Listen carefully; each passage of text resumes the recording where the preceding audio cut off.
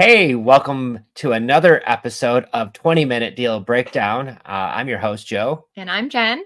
And today we got a special guest. We got Cameron in the house. Thank you for dropping in, Cameron. And we're going to talk about a deal today, aren't we?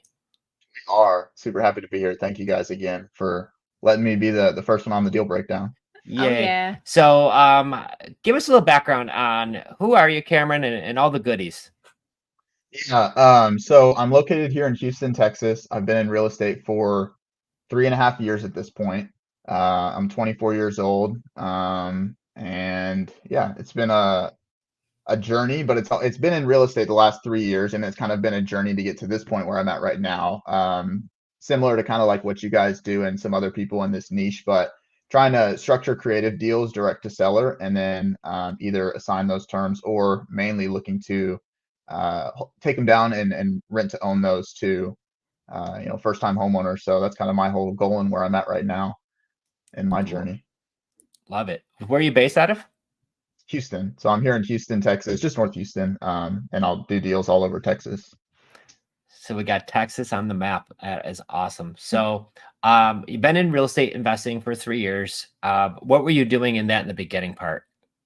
So in the beginning, when I first started, I got my real estate license for about a week because it all started with me wanting to buy rentals and have passive income and just be able to spend time with my family way in the future. I'm like 21 years old at this point when I'm learning about real estate. So I was just sort of trying to figure out what to do in real estate. It started with me getting my license, and then that turned into me trying to wholesale traditional cash deals, which means, right, like find a motivated seller, get it for a discounted price, and then immediately sell that contract to an investor that's going to flip that deal. And that was a very hard few months of learning lessons and getting kind of attacked on the phone, it felt like, by people. But I would just drive for dollars nearby me, meaning I would drive around, find distressed properties looking like they needed work, find the phone numbers of the owners, call them, ask if they wanted to sell, and then just do my best from that point to figure it out, because it was just all me with YouTube videos in the beginning. And that's how it all started. For about 6 months, I did that while I was finishing up school. And then for a couple of years, I worked for a bigger wholesaling operation where I figured out how to actually talk to sellers, negotiate, do deals, how real estate kind of really works instead of how it looks like it works when people are trying to get clicks and views and all that stuff. And then now that kind of morphed into where I'm at now after learning some lessons and being able to go solo and find the strategy that kind of jives with my goal and my vision for what I'm trying to create for my family. So. Well, it's amazing that you're this young Mhm. and this like on the trajectory that you're already doing and the deals that you've done. I mean, great job. Great job, right? Because many of us didn't get a chance to start in our early 20s. I was lucky too, but many folks you might not hear about this till later in life, and that's okay. There's never a wrong time to get started. But you're super young, and that is awesome that you got into it at a young age. So we're going to talk about one of your deals that you did. You had a recent one, didn't you? Yes, I had one that I've been wanting to talk to all of our creative finance playbook family about. So I'm glad to use this platform as a way to kind of break it down. It's a deal that, well, yeah, I guess just ask away. Do you want me to just break it down from the jump? Let's go. Yeah, get it up. Okay, so look, first off, I found the seller from a blue ad, right? This is the creative finance playbook Joe and Jenn method, right? You join a Facebook group, buy and sell group, wherever really, but on Facebook. And I posted the blue ad. Does anyone have a house for sale? It's not market ready. I'm looking to buy one within 2 to 3 weeks. Collect some comments. Obviously, like with that, you're going to post some that get no action. You're going to post some that get action. Consistency is the key. Just keep doing it. Everything to get leads, every method works. You just have to stay in it long enough and just don't give up on it after a week, right? So this was in like November. I posted that blue ad, and I actually had the conversation pulled up with the seller, but it started off as just a normal conversation, saying, our script, the free 10 questions that you guys give away on your website. Hey, seller, I'll leave her name out of it, but hey, seller, this is Cameron. I saw your comment on my post about your house for sale. I'm interested. Can you send the address and tell me a little bit about the property? So she does, sends the address, and then says, let me pull up the messenger so I can actually give you guys a breakdown of what this really looks like Wow, we're going deep, guys. I told you we're gonna have a treat for you today. Yes, if anybody says the blue ads don't work or anything like that, I mean, what a way to get started if you just can be a You little can bit post patient. on Facebook. Yes. All Okay, right. sorry, So stop okay, taking so pictures of your lunch and start posting this thing instead. yeah, exactly. So yeah, so hey, this is Cameron. I saw your comment on my post. Sends me the address, right? This is just messenger back and forth at this point. She says, hoping to list after Thanksgiving, but if you're interested, I'm willing to negotiate. Okay, thank you. Why are you selling? We moved, long story short, my mother lived next door, well, actually, I don't want to. Yeah, she grew up here, right? She's no longer living there, and quiet location, not bad. We're just ready for new beginnings. So I said, I understand. So it sounds like you're going to list it after Thanksgiving. It sounds like the house is vacant now. When would you ideally want to close? ASAP. Okay, gotcha. Does the house need any work before a family with young children could move in? You can give me a call. Sends me your phone number. Okay, I'll call you in 15 to 20 minutes, right?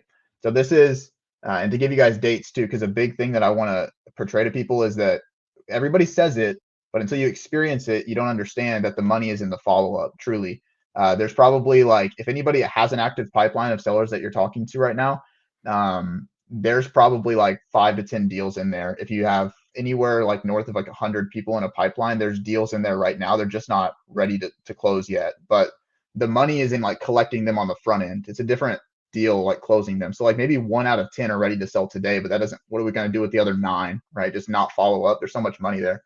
So there's a lesson in that with this lady. So dates with this one. So that was or November 22nd that all happened. And then I reached out to her that same day. 20 minutes later, I called her. We had a conversation about the property.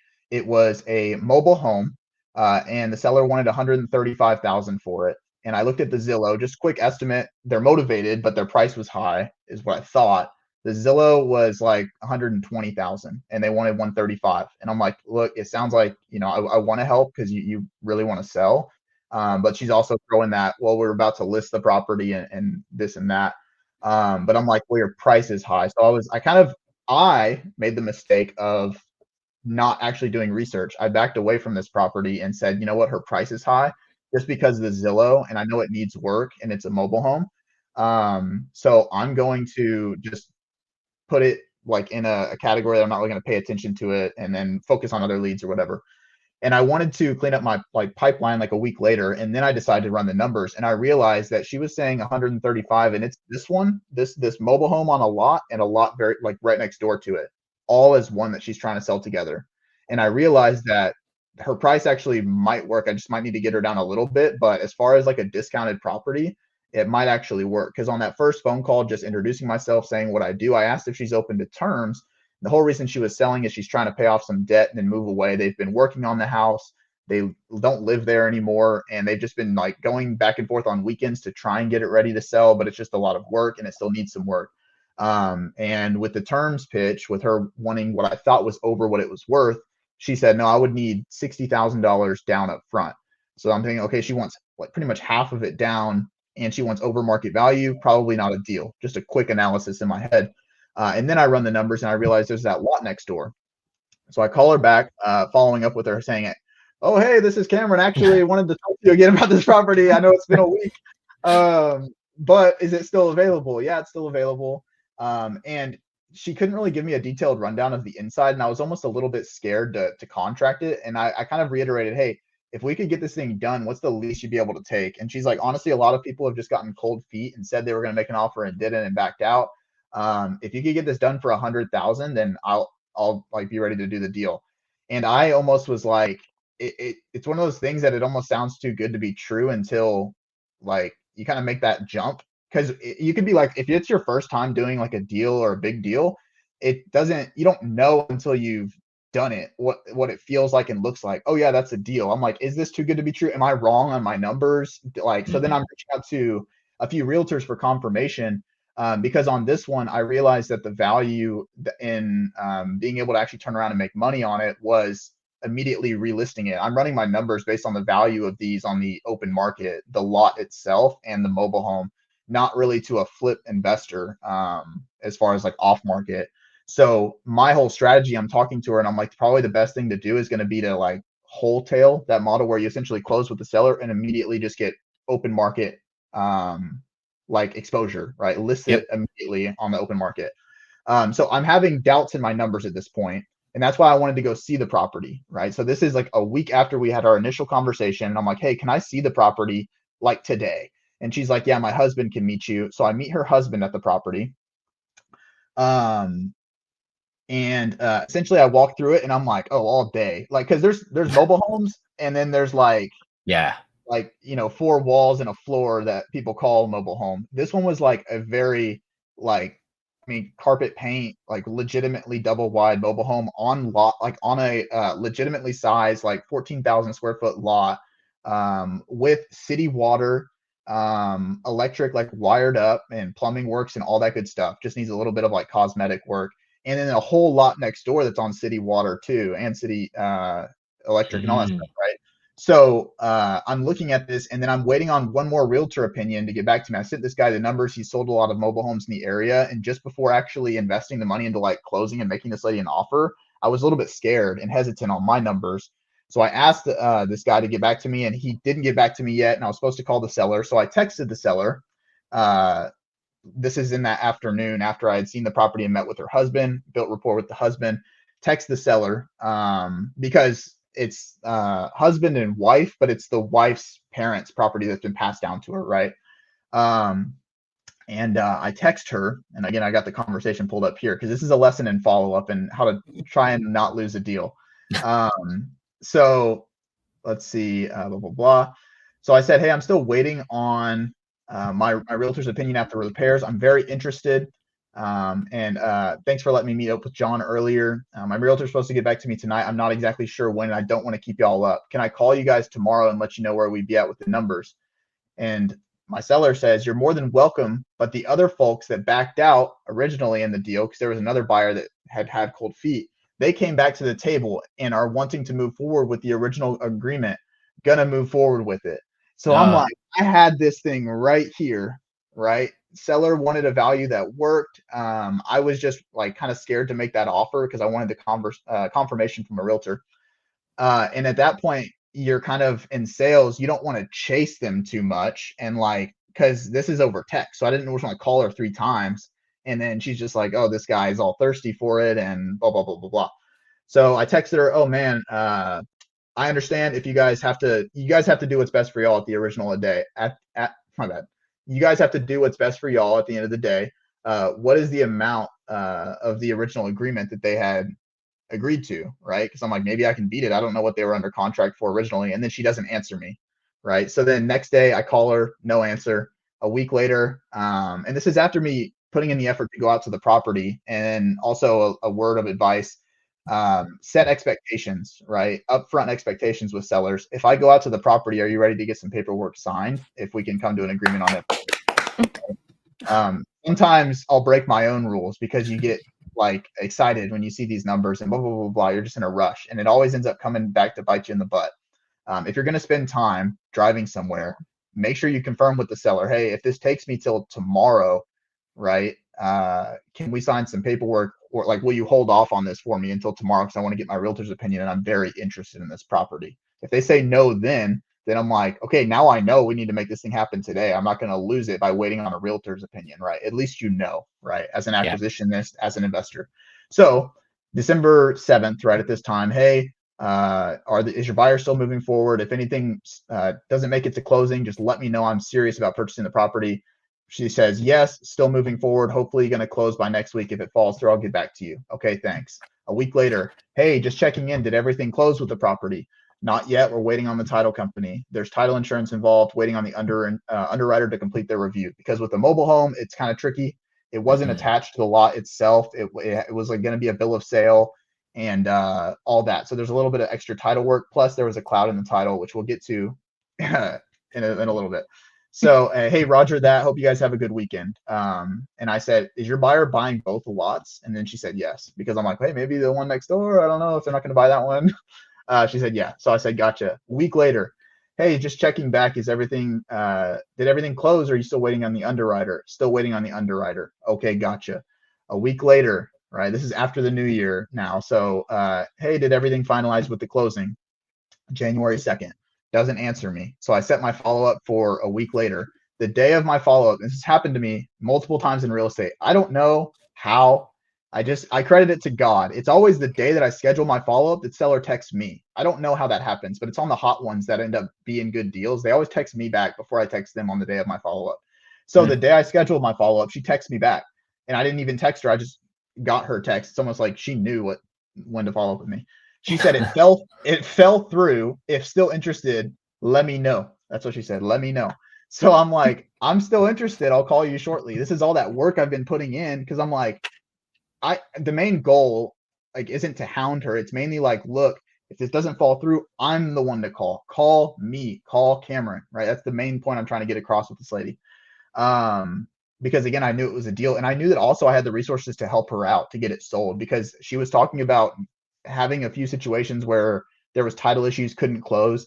And I've done deals not only by myself, but with like the company I worked for before I got into doing business with myself, with investor friendly title companies that can tell me how it is and what I need to do to fix it with title issues. Right. So I know that I'm the guy to help her out because I think the other person she was under contract with was a traditional buyer that was going to move into the property. Right. So they just send it to a average title company who was like, title issue.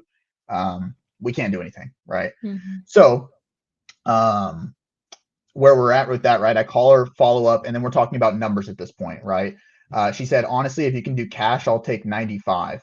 And my whole exit strategy is, again, to immediately relist the property on the open market whenever I close with her and then go from there, right?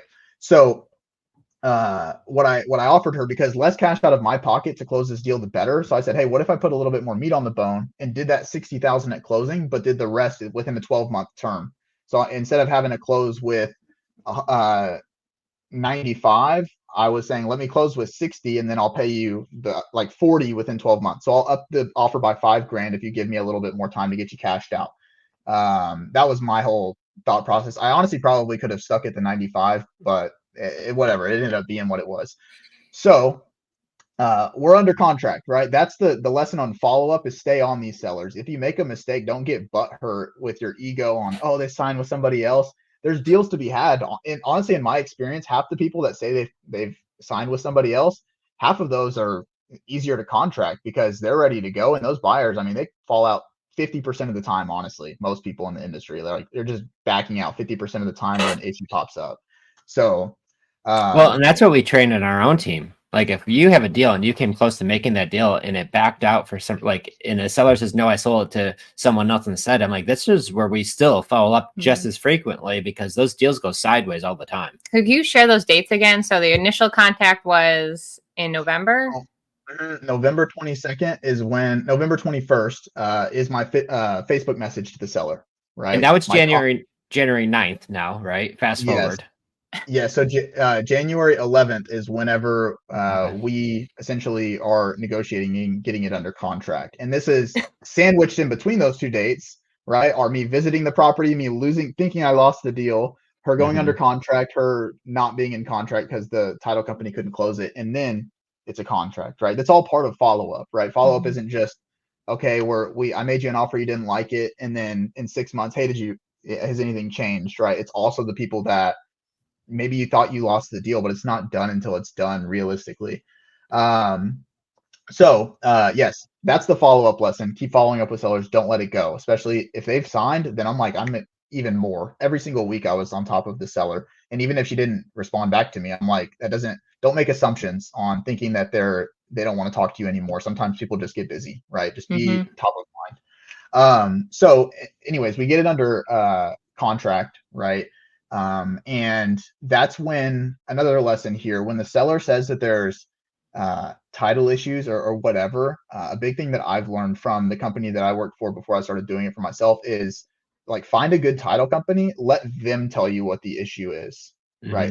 Don't assume, like, let the title company tell you what the issue is and what you need to fix. Because you don't really know necessarily like where the seller's getting their information, from what title company, from what people.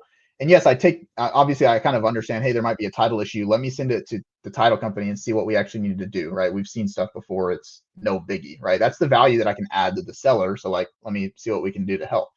So essentially we get it under contract, and the main issue to kind of try and make a long story short, was, again, there's a mobile home and a lot next door.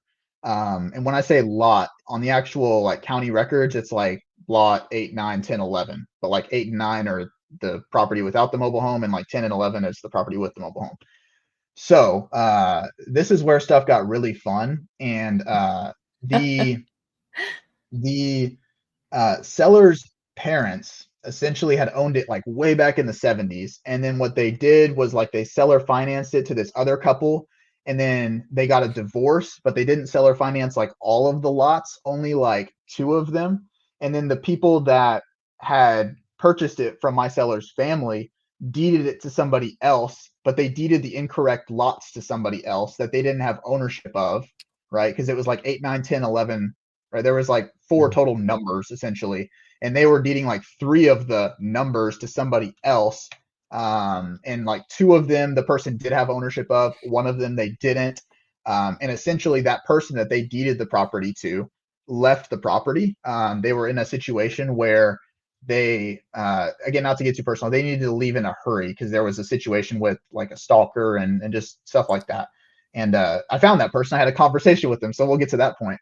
But Juicy. yes, so the title company was telling me that, right? Essentially, I was like, hey, title company, I know there's something wrong with this. And the seller sent me their chain of title, like, hey, this is what's happened from what I know. And here's all the paperwork that I have.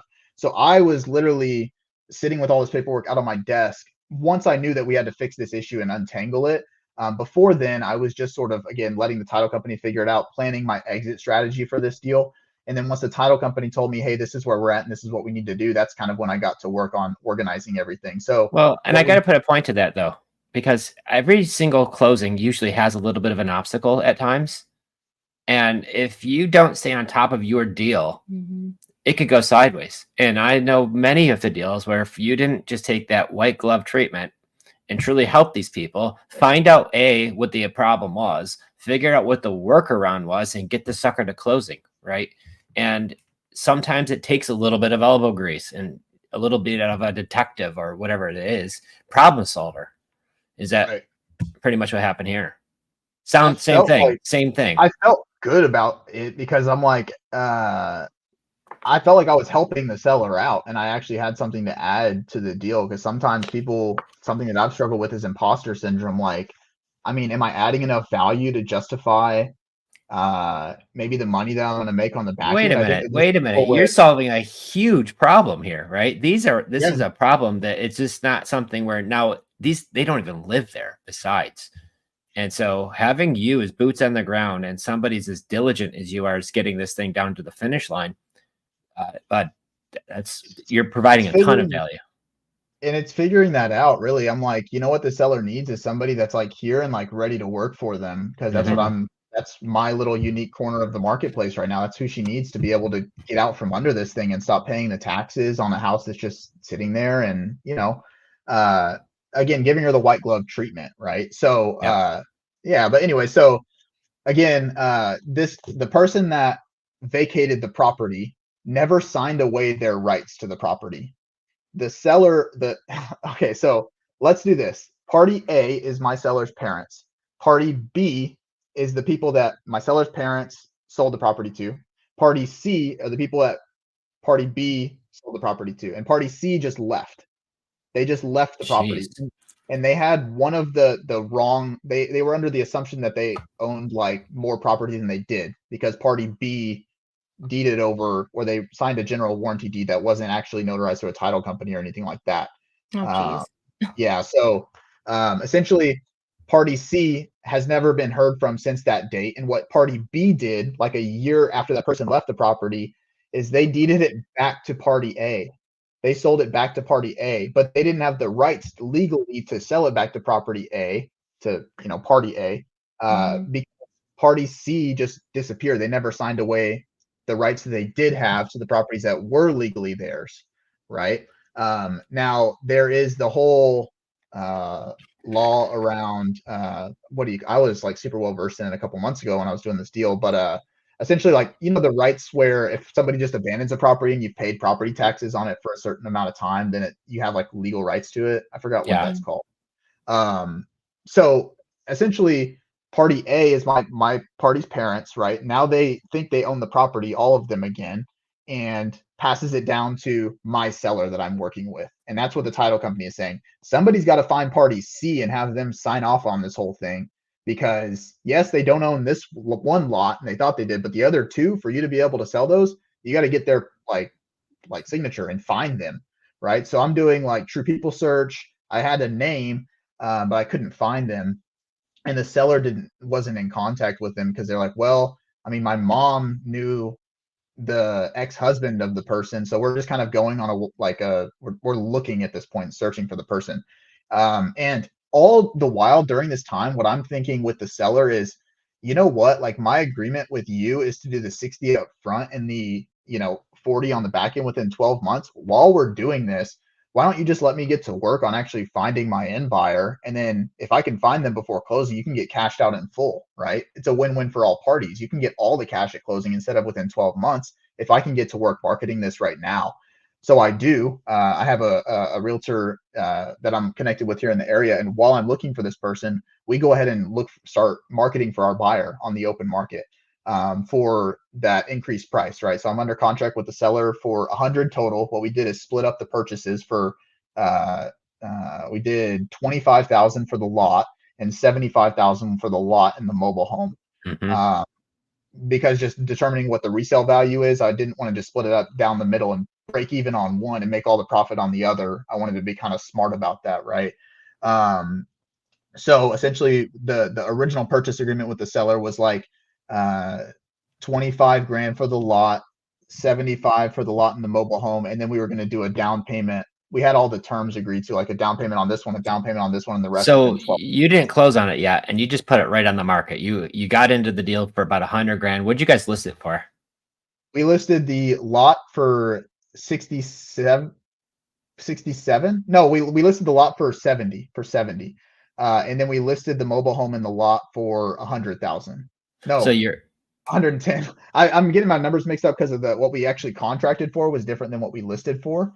okay. But I think we listed the mobile home in the lot for 110 and the lot itself for 70. So 180 gross open on the market right now, and I'm under contract with the seller for 100. 100. So you got it on the market for 180 total for all the lots and all the mobile home and all that good stuff. You got under contract for 100. Was it hard to find a buyer? Did somebody come falling out, or what happened there? Not at all, because we're marketing this at a discounted price too. I realized that it's going to save me money by being able to sell this fast instead of having to use like private money to close or my own money. So I priced it at a discount already. The lot I could have, based on other realtor opinions and my own comps, I probably could have listed the lot for 80. I listed it for 70. I could have listed the mobile home for 120, 125, and I listed it for 110. So I was already kind of marketing to find somebody that had cash and was ready to close. And the property was in like a really good spot for that price point too. Again, I mean, city water, city sewer, these are like good properties right here. And somebody could just throw another mobile home on the empty lot. It's ready to go. It's all rigged up. And yeah. So did you guys end up finding a retail buyer for it? We did. So we did find two buyers. We got cash offers for both. And essentially what we actually went under contract for and closed for was 93 on the mobile home with the lot, and 67 for the lot itself. So the total of all of that minus what was owed the seller and all that stuff was like a gross $60,000. Wow. So yeah, so that So was staying in the game. Wait, so that could have been a really expensive lesson if you didn't follow up, sounds like. Yeah, that would have been an expensive lesson. I wouldn't be on this podcast. I mean, I would be talking about a smaller deal, but yeah, that was it was one that's like, I got paid a lot to like just brand that lesson into my like brain. Like all the things I've learned from that deal. Whereas almost like it was just pushed that much harder into my brain and into my experience, because I will not lose that money. I don't want to lose that money again. Well, here's the thing is, yeah, but here's the thing is you learn because you're taking action and doing, and you get so much experience from taking that action and doing it. You get the right title company, let them tell you what's wrong, figure out what's wrong. How do I fix it? Get it fixed. You stay diligent with it, got it fixed. got it to closing, continue to work on it, and then end up paying you. There were some commissions for the realtor in there, but you got a heck of a deal on there. And now you're off and running. Like, holy cow. Yeah. Like, such That an was almost inspiration. like, it was like seed money to really like get going and scale a little bit. It wasn't just like, hey, let's go and like spend all this money now. It's like, now I can invest that into being able to do this more and helping more people.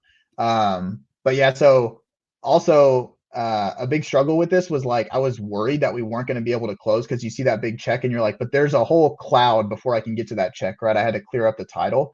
The seller actually ended up finding the lady on Facebook under a totally different name. I don't know how she did it. I don't even know if I asked her, but I had the conversation with the person, party C, that left the property. I called them and introduced myself, and it was scary because this person could blow up this whole deal if they wanted to, not be nice about Be it, difficult. right? Right. Yeah. So I was sort of reaching out to the title company too and saying, hey, look, in situations like this, how would you approach this conversation, right? And then they kind of told me how to navigate that conversation, just explaining, having them call the title company so the title company could explain that they needed the seller to sign off on something, or that person to sign off on something, so we could close. Not essentially saying up front, hey, we can't close without you, or all this stuff. Don't really worry about that, because the seller, at the end of the day, they vacated so long ago, they haven't paid taxes since, the property was in disrepair since, and my sellers put in all this work and money and all this stuff, right? So we ended up coming to the agreement was the seller, out of the seller's proceeds, paying that person that was clouding title $2,500 to get it closed, just as like goodwill. Yeah. So they even got a few bucks just to sign off the paperwork. So they got They some did. little something And for them.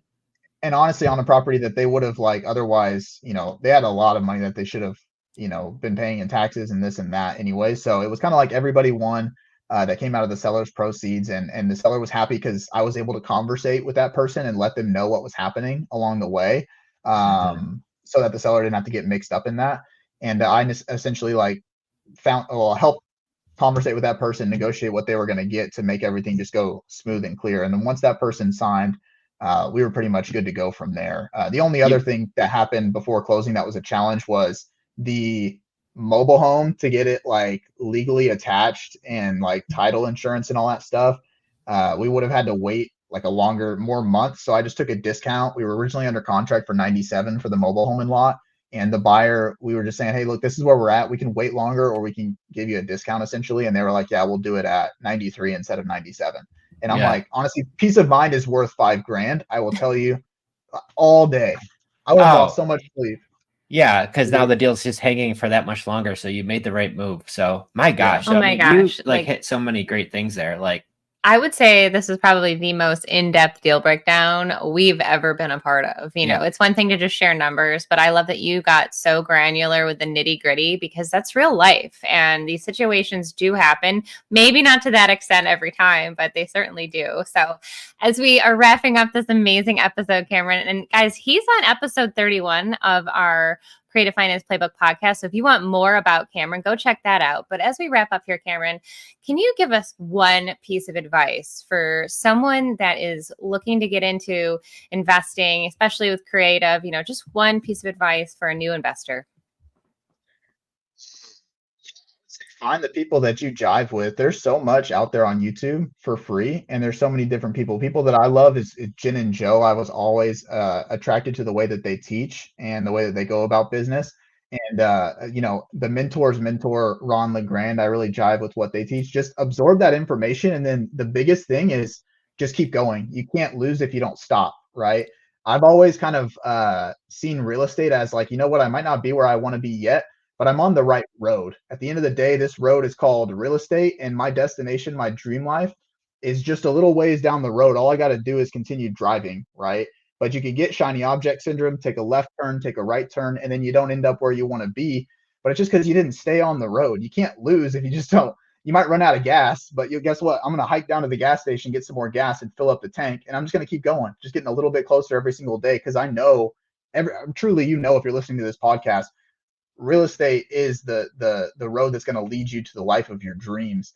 So just get in the car every single day and just drive a little bit, even if you're just pushing the car down the road. Some days I feel like I'm going in reverse, But I'm like, you know what? I'm on the road. I'm on the road. That's all that matters. I'm not on the crypto road or the e-commerce road or anything like that. And maybe those could lead to your dreams too. But this one is just, real estate is amazing. You can't lose if you just don't stop, right? So if anybody's new, just kind of take that and just try and just imprint that on your brain every single day, because there's going to be days where it feels like, is this right, or am I doing the wrong thing? But it works. It works if you work. You just got to keep going.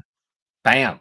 Amazing. Well, I love that piece of advice. If you don't stop, then you can't fail. So just keep going, even if you're just puttering in your car. I love it.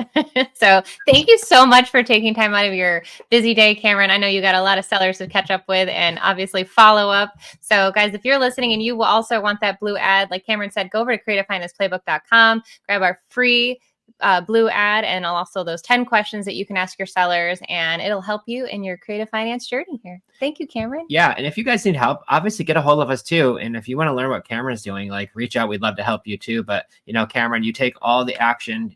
You're very organized, hard worker, and you take action. You're a hard worker, do right, help people. And we're really excited to just continue working together and watching you just continue to crush it. So great job to you. Thank you for helping those sellers, and I'm helping a buyer too. And great job along the way.